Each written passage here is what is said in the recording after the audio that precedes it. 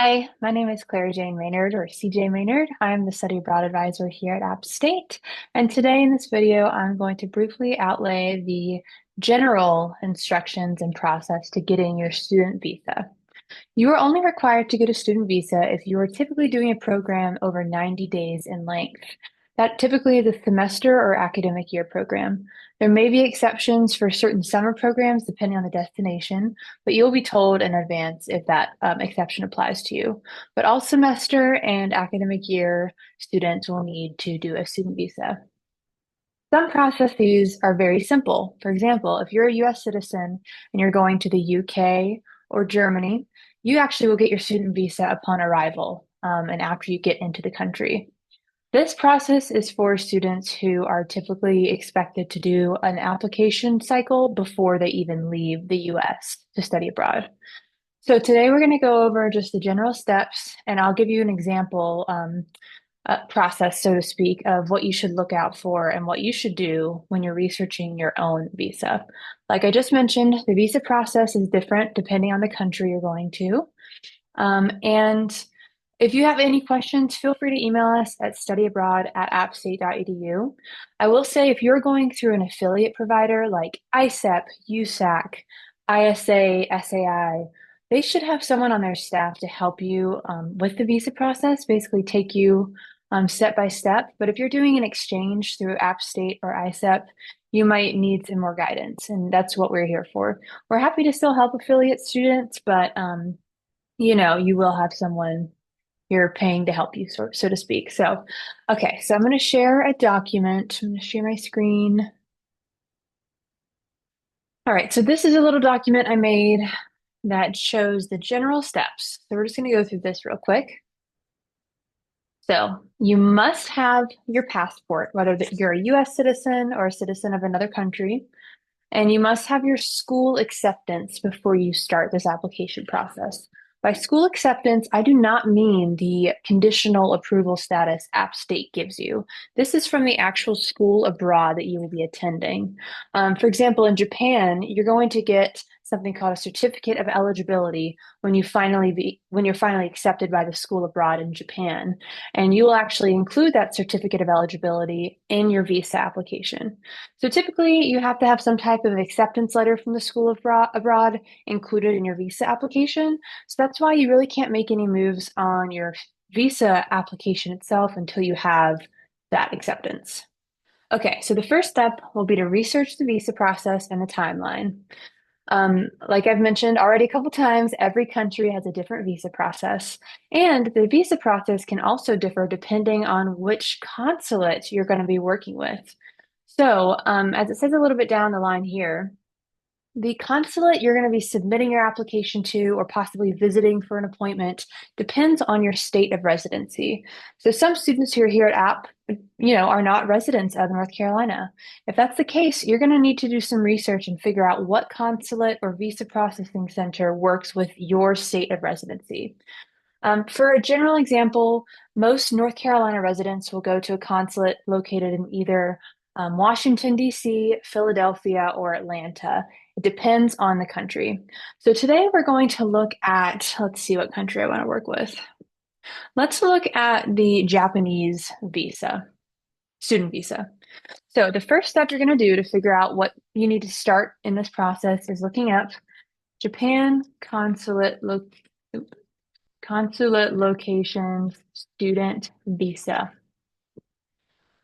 All right, so typically the best resource for studying abroad and visa processes, not just studying abroad, sorry, is the consulate's website. Do not read a blog post. Do not read a Reddit thread. The best resource is the actual consulate's website. And that will be where they update information if things have changed, where they'll have official links to applications and all the info you'll really need, hopefully. All right, so this is the Embassy of Japan's website. As it states here, the embassy in DC only accepts visa applications from DC, Maryland, and Virginia. To determine what one we're working with, we have to refer to the list. So let's click that. All right, and let's see that. So it looks like they highlight Atlanta as the consulate that works for or processes processes North Carolina applications just from that map. So we're on the Consulate General of Japan's website, and then let's see, click visiting Japan slash visa. All right, and so U.S. citizens. We are going to be COE holders, like I mentioned earlier. If you're going to Japan specifically, you'll need something called a COE, which is basically your school acceptance. So now we see that we will need a visa, and then here are the rules listed. Also, here are the different categories, and once you click this, you'll start reading the instructions and seeing what they want you to do.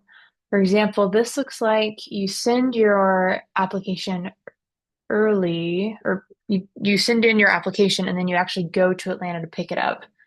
Um, in this little Zoom video we're doing today, I'm not going to go through the process for each individual country.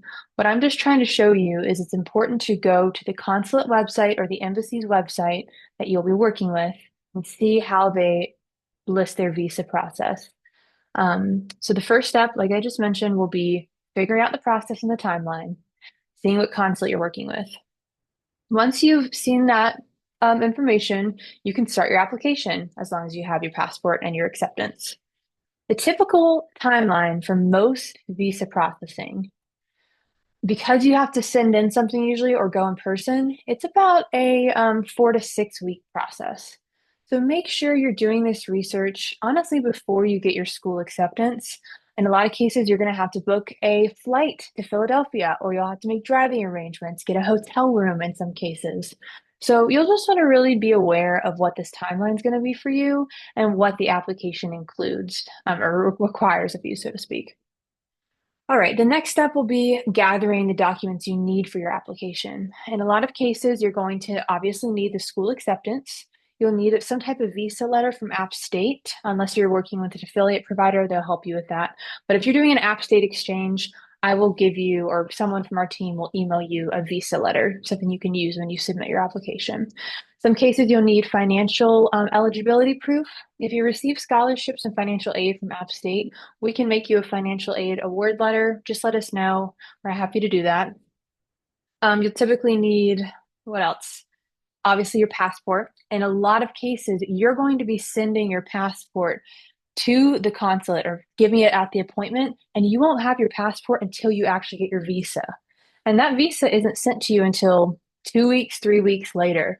So please be aware when you're working on getting your visa, you're not going to have your passport for the period of the processing period, really. In most cases, there are some exceptions, but in most cases, you will not have your passport. So if you're hoping to go on a little vacay right before you study abroad, make sure you're understanding of the timelines and how things will line up for you.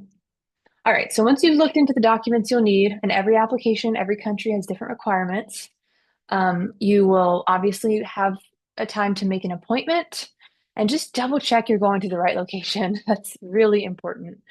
Um, Obviously, the next step would be attending that appointment. Some countries, I think only Australia and New Zealand allow all visa process stuff to be done virtually online, but almost everywhere else you have to go in person. So just be aware that's probably going to be the case for you. So you'll attend this appointment in person. You'll bring all the gathered documents they require of you. Um, you'll bring all your proof of funds, just anything that they ask for, which will be clear on their website, hopefully.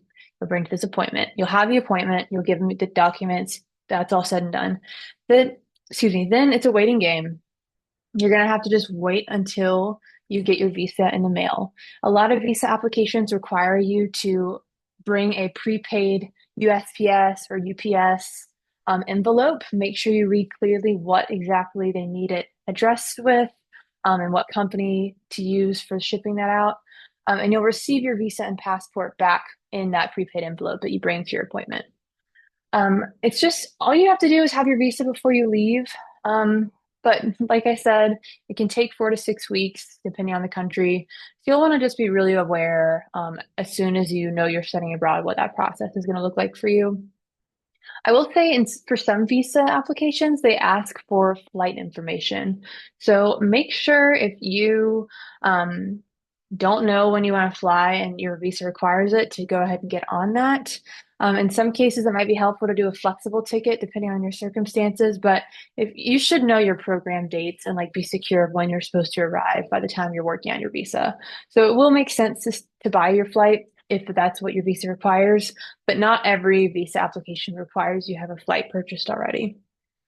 So what I'm trying to say is it's really individual, the process. And like I just mentioned, the best resource is the actual consulate's website for the right consulate that works with North Carolina residents or wherever you're a resident of. They're always available for the most part for phone calls. So if you have a last minute question and you just cannot find it on their website, give them a call. Don't be afraid to call the consulate. I'm sure they get hundreds of phone calls a day, just like yours. And so it's nothing, taboo to call about. And if you have any questions, like I've said before, please email our office. Our email is studyabroad@appstate.edu. Um, yeah, I hope this was helpful and just rely on the consulate or visa processing center's website for instruction. We're also typically hosting visa sessions depending on the country you're going to, and that information will be shared with you when it's time. So best of luck. You got this. It's not that intimidating. You just have to have the information and you'll be fine. All right, thanks for watching.